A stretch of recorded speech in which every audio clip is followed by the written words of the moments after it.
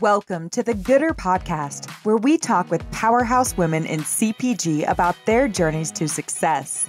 This episode is sponsored by Retail Voodoo, a brand development firm guiding mission-driven consumer brands to attract new and passionate consumer base, crush their categories through growth and innovation, and magnify their social and environmental impact.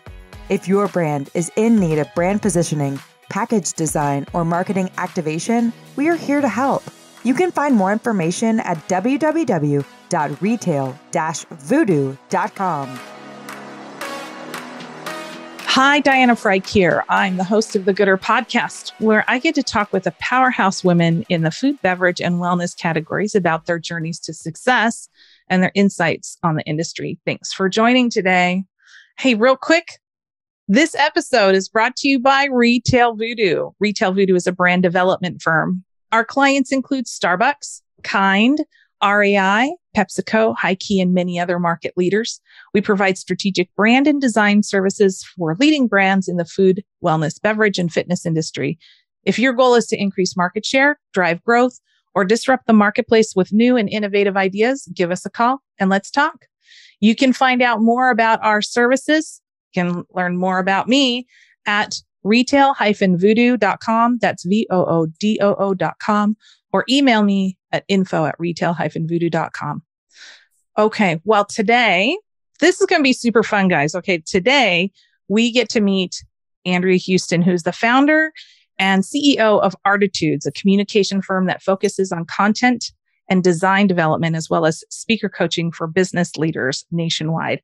The reason why I'm excited about this is Andrea and I have known each other for a very long time, and we're probably going to be a little bit more sillier, I hate to say this, than I typically am on this show. So if you like silly or silly-ish, you're going to like this episode. So a little bit more about Artitudes. Artitudes is considered every presenter's partner for speaking and events. So if you or somebody you know are wanting to get into speaking, or your team needs some extra manpower, woman power for building out events, something different, Artitudes is a place you're going to want to check out. That's artitudes.com. We'll talk about that a little bit more.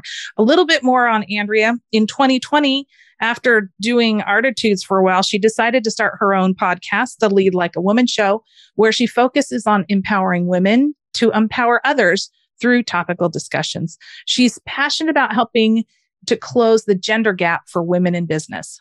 So, hello, Andrea. How are you? Hi, Diana. I'm happy to be here. Thank you for having me today. Oh, you are so great. So, fun story. Like I mentioned earlier, we've known each other for a while. Andrea and I have been friends since high school. Ninth grade. Ninth grade. And we separated ways after graduation, as one does, and then randomly connected. Being in the industry for I don't know how long, we randomly connected during the big recession back in 2008, 2009, when I did a short stint at a staffing firm. And we have really become a support for each other and even walking partners. It's just quite remarkable that we went our separate ways and now here we are again. And it's fun for me to be able to share about you. And you guys are noting that she is not in CPG proper. But she brings, just like some of my other guests, like Molly and Angela, she brings something to us women leaders in this industry that I think is extra valuable, especially as we're continuing to go through all of this. What are we calling it? Omicron? I don't know what letter of the Greek alphabet we're on, COVID. But there's some things that she's going to be able to provide some insights through her journey, and then just factual on how to be better speakers, how to think about events, and how to position yourself well for those opportunities. So welcome, Miss Andrea. Thanks, Diana. Let's do it. Let's do it. So let's start with my first question. I always ask everybody, let's talk about Artitudes.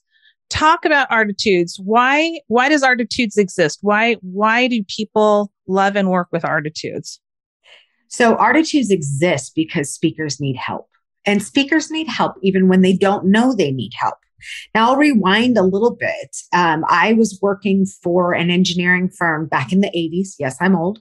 And in the early 90s. I'm not. Yeah, you're not. No, we didn't go to high school together or anything. Same age. Back in the early 90s, they were purchased by a French firm, and I was running the creative services department at the time, and I had a team of 6 people, and they called me in and they said, "We need you to lay off your entire team." I was 24 years old. Mm-hmm. Do you think I'd ever laid off anyone in my life? No. So there was a new experience I got. The next day, I was blindsided when they laid me off, completely and totally blindsided. I had no idea it was coming. And so 2 days later, they called me and they said, "Hey, we made a mistake. We need somebody to come back and run our brand change." So they needed to go from the current brand to the head company's brand. Yeah. And they needed somebody to do the whole thing from a design perspective. So and they wanted me to bring one of my team members back. And back then, the interwebs were not quite a thing yet. And so I said, "Hold, please, I'll call you tomorrow." And I drove myself down to the state capitol and I got myself a business license. And so I called them back and I said, "Yes, I will come back, but you will now be paying me and this other person through my company." And so that's how we were born originally. Wow. A lot of the people who were with that company in the instructional design division went to this little tiny software company in Redmond. And they were tiny at the time. They had 5 buildings called Microsoft. And so my phone started ringing. And that's how we morphed into instructional design and presentations pretty quickly, way back before PowerPoint was even a thing. Oh my gosh. So instructional design. Yes. I don't know that term. So instructional designers are pretty amazing. Is this infographics and stuff? No, they actually take subject matter expert content and they distill it down into learning modules.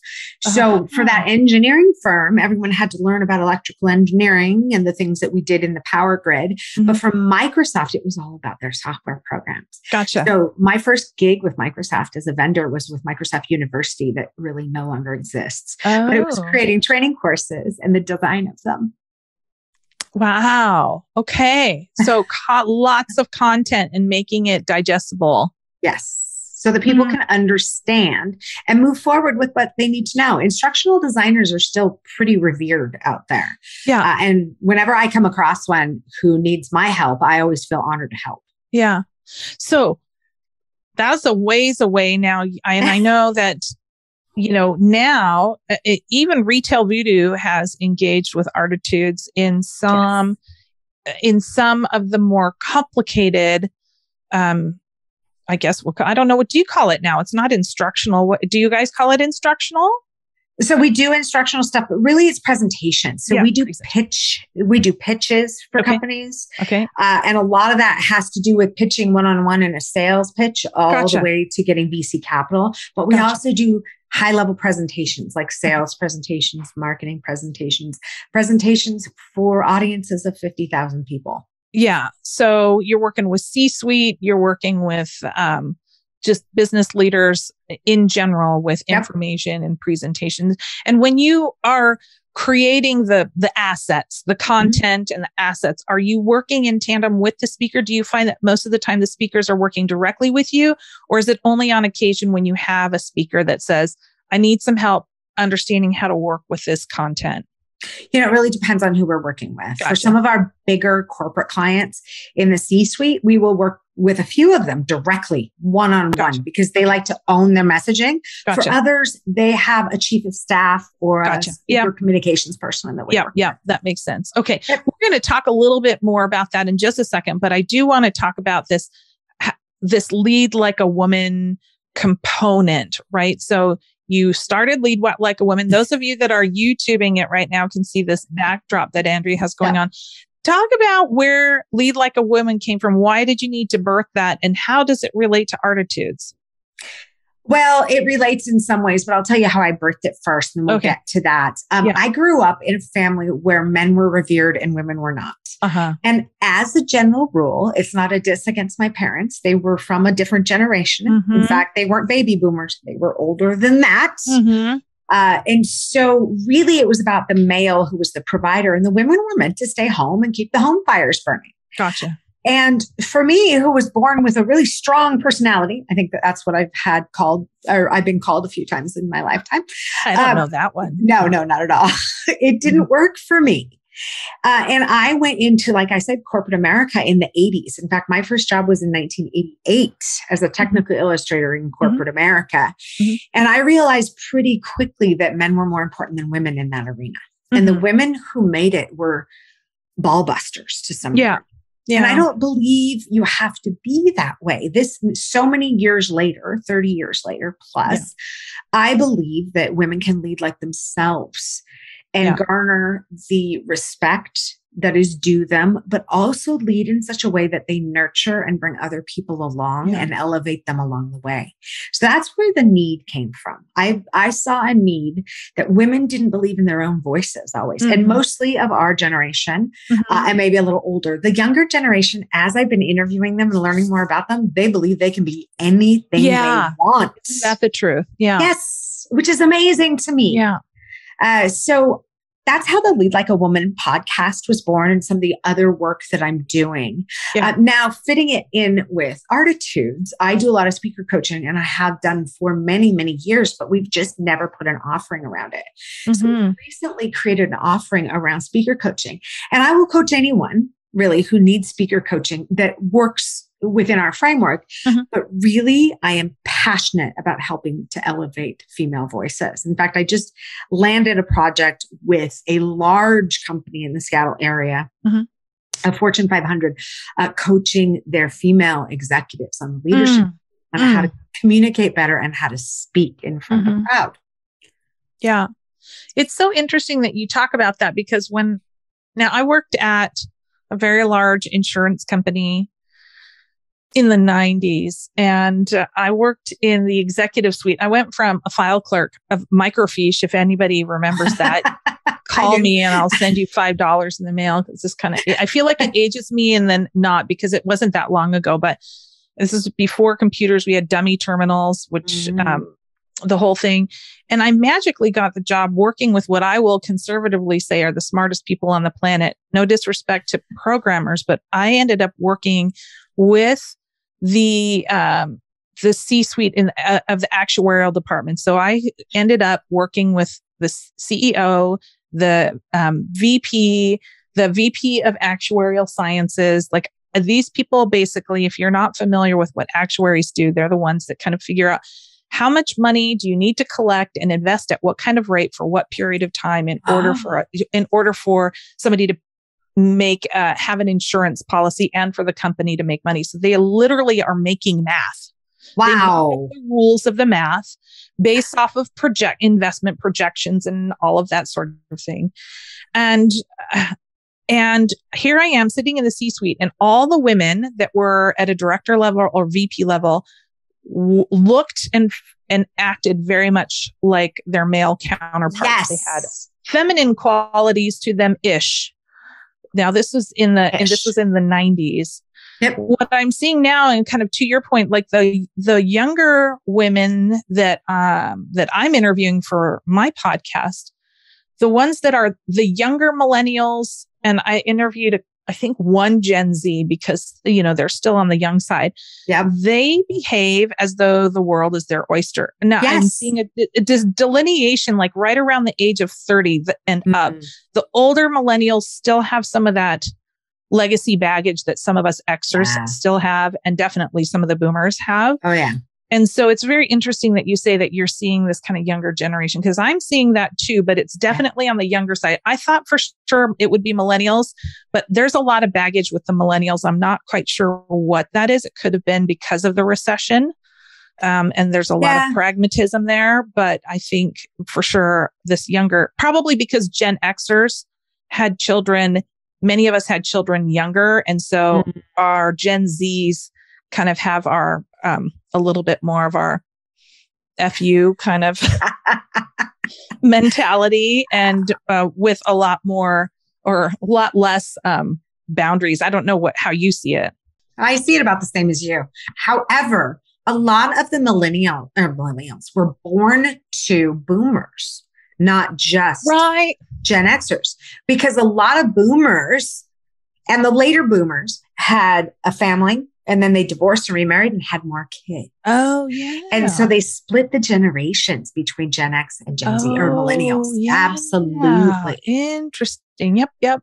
That's so interesting. It is. And so we all learn differently, but we all take a lot from our family of origin. You know that, and I know that.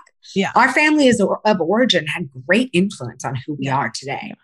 Well, so do you find that you get into those kinds of things when you are coaching somebody? Are you getting into family of origin in order to understand how to best lead and coach somebody through, or is that irrelevant, so to speak? It's not irrelevant at all. In fact, one of my TEDx speakers for TEDx Seattle recently had a lot of baggage from her family of origin. And so we really dove into that in order to elevate her voice. It was fun and fascinating too. I get to learn stuff every time.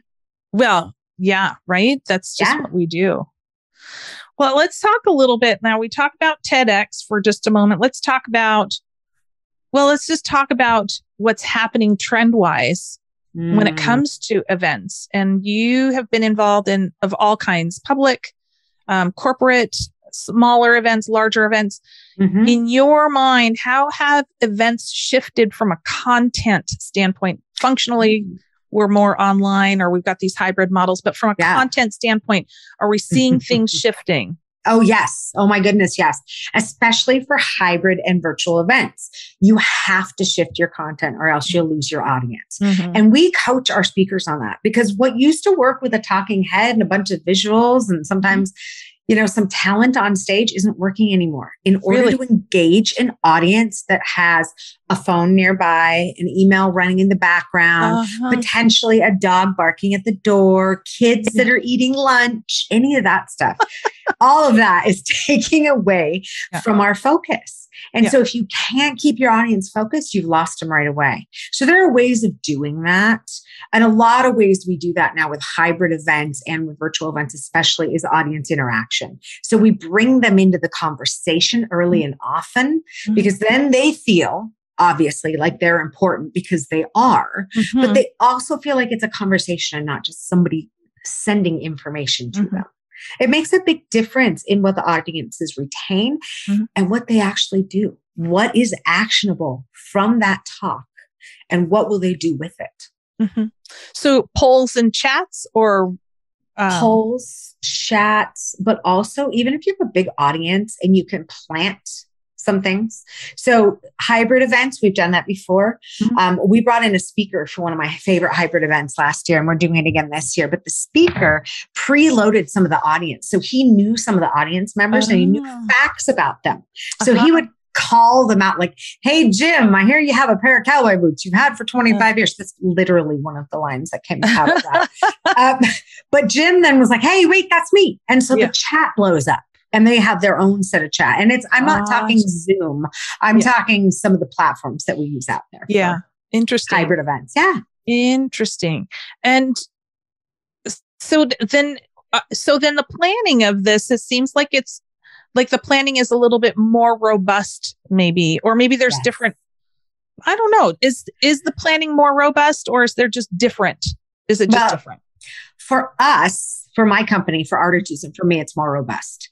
However, for events in general, I think it's less robust. Now, you still have to have a platform for people to register, for questions to be asked, for interaction to be had, and for follow-up. But you don't have to have a trade show anymore. You can do a virtual trade show. Right. That is vastly different than a regular trade show floor, as you know.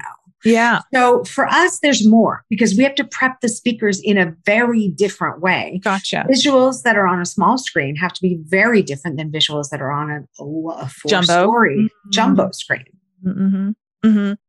As you're building these events, are you finding that that certain types of people need more help? Are you finding that we need to bring women more along, men more along?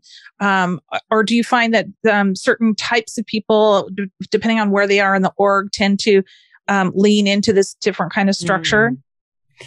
We haven't had a problem with that. The one thing that we have had a problem with, and I've brought in media coaches recently for a lot of my speakers because they don't know how to talk to a camera. Instead, they're so used to audience feedback that's coming fast and frequently. You can look out into an audience and people are laughing or chatting with their neighbor or taking notes. Okay. You have zero clue what your audience is doing. So by doing some media coaching to really help them engage the audience in different ways and look at that camera, it's different. And it's been a lot of fun. That's been something we've seen a lot of. And that's across the board. Gotcha. A lot of our best speakers, and I'll tell you, one of my favorite speakers for a local event that we do, it's a hybrid national event, but it's a local client. He's petrified of the camera. But he loves being up on stage. So the last 2 years in a row, we've really had to focus on bringing him along. And now he's doing great. We'll see how this year goes. The last 2 years, he's been a work in progress. Well, so then along that route, then how are you coaching those people who need to kind of freshen up their speaker bios, or maybe even how are you encouraging new speakers to come in? Like, is it easier to find new speakers now that people are talking with to cameras instead of in front of 50,000 people or even in front of 20 people? Like, what's happening there, and how are you helping people prepare their speakers bios either for the first time or for the 12th time?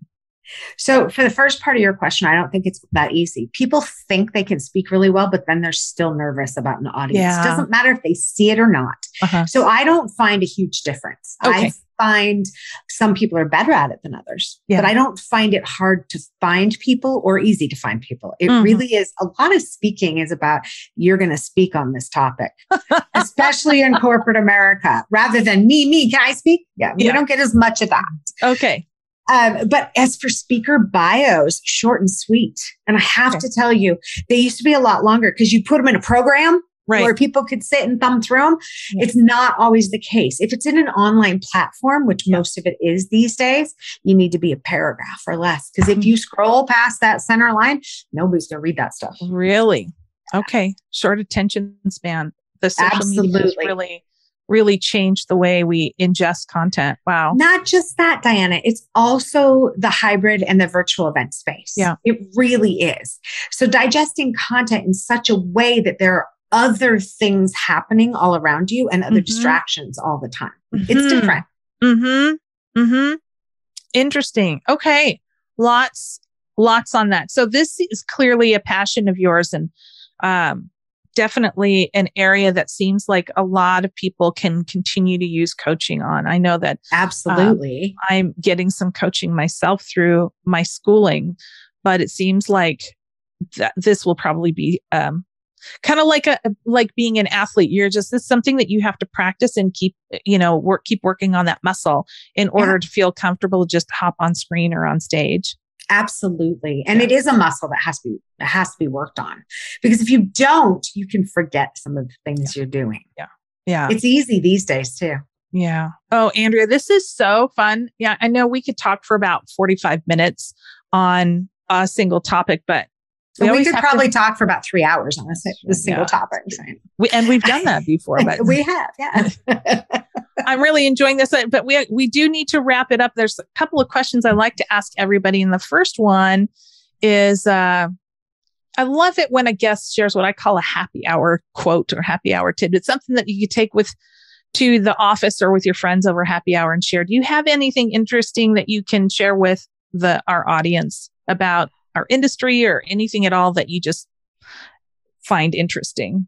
Well, if we go anywhere at all, I can go down a lot of avenues. But if we're talking about my industry and really what I do in the events space, I'm sad and a little bit frustrated that female representation in speaking has not improved. In fact, we're going down. So if you look at a 4-year period of time, in 2016, the distribution of speakers, and this is at large events per year, was about 30%. We went up to 33%, down to 32%, and now we're down to 30% again.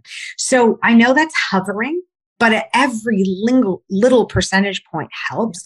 Women are just not represented well at global events or at large events. So this is specifically at really large events. Yes, really big ones. And I'm talking probably 20 to 50,000 people in our audience, Okay. maybe more. Well, how are you feeling? And I don't know if you have information around diversity in general. Do you have that information?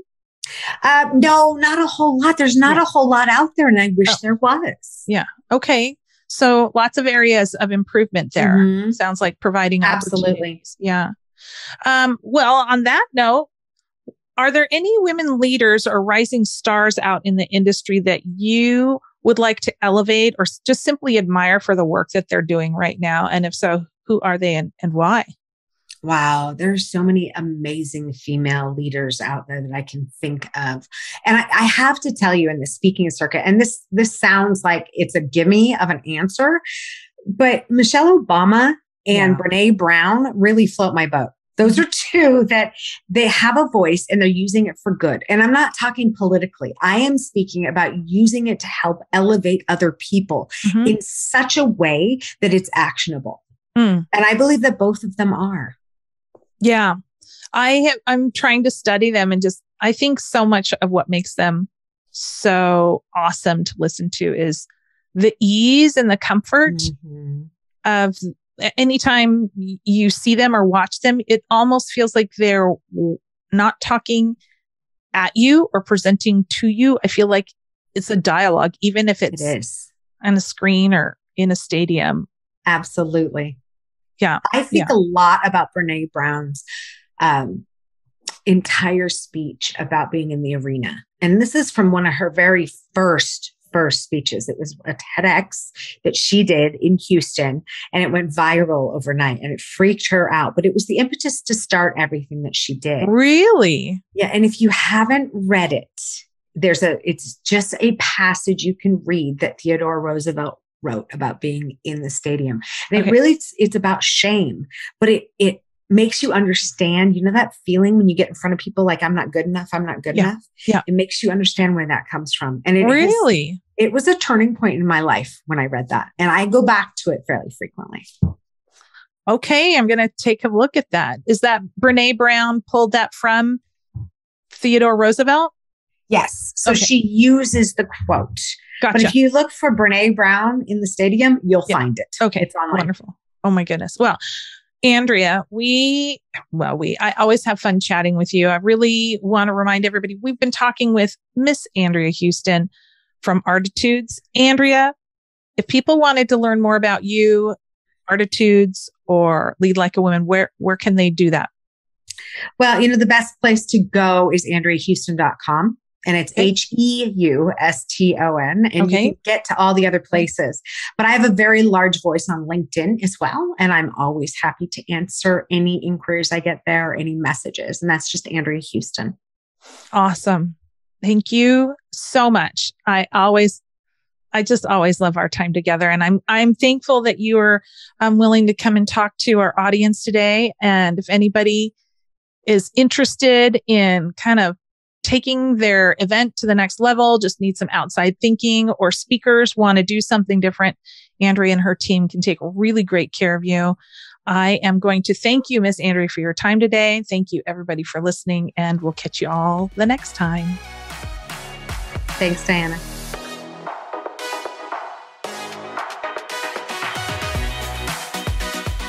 We hope you enjoyed this episode. And if you haven't already, be sure to click subscribe and share with your network. Until next time, be well and do gooder.